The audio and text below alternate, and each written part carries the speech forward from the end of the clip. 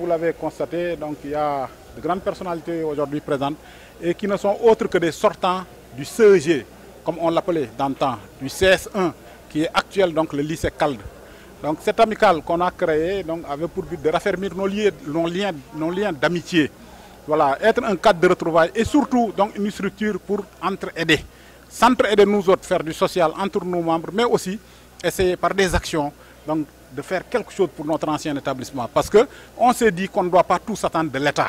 L'État ne peut pas tout faire. Donc nous aussi, avec les bonnes volontés qui sont au niveau de l'amicale, nous avons essayé de nous organiser de manière à pouvoir faire des réalisations donc, afin d'améliorer les conditions de vie et de travail au niveau de l'école. Les autorités nous ont appuyés, mais bon, nous n'en faisons pas, par exemple, un cheval de bataille, disons.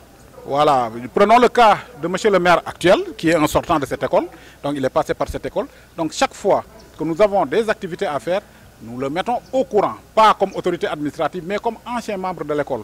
Donc je pourrais dire aussi un merci au passage à monsieur le président du conseil départemental, donc chez qui aussi on a eu à s'appuyer sur lui, on l'a utilisé comme levier, donc afin que 2 autres salles supplémentaires donc, puissent être construites au niveau de l'école. Donc nous les remercions au passage. Le développement donc, du lycée Calde, qui est notre ancien établissement, le développement de l'ensemble des écoles de Mbour, le développement de Mbour et le développement de tout le Sénégal. C'est tout à fait fantastique, extraordinaire, parce que nous, à l'époque, quand on était à l'école, on ne pouvait pas imaginer qu'il y aurait eu cette suite-là. On savait qu'on formait des cadres qui vont diriger ce pays-là, mais qu'ils manifestent une telle reconnaissance, un tel attachement aux professeurs qui, en fait, étaient là pour faire leur devoir, c'est normal. On était payé pour faire ce travail-là, mais on ne pouvait pas imaginer qu'ils se seraient retrouvés, qu'ils auraient gardé cette amitié-là, qui est fondamentale dans non seulement le développement national, mais également sur le plan de l'unité nationale et même sur le plan de la foi.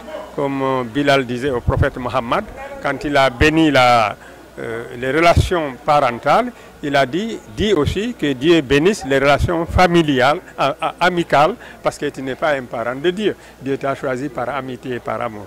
Donc ce qu'ils sont en train de faire et ce que nous avons vécu depuis ce matin, c'est fantastique. Aussi bien sur le plan de la forme, mais surtout sur le plan de fond, de l'expression. Ils ont de très grandes idées, véritablement, qui peuvent contribuer au développement national. En plus déjà de ce qu'ils ont fait pour le collège, équiper le collège de matériels sophistiqués ultra modernes à la pointe de la recherche, parce que l'informatique aujourd'hui c'est un outil indispensable pour les élèves et pour tout travailleur et même pour la population d'ailleurs. Cet événement me rappelle de vieux souvenirs.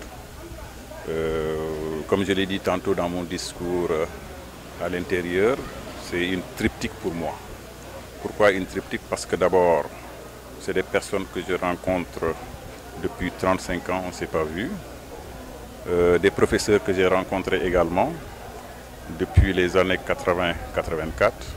Et troisièmement également, c'est dans le cadre d'une association.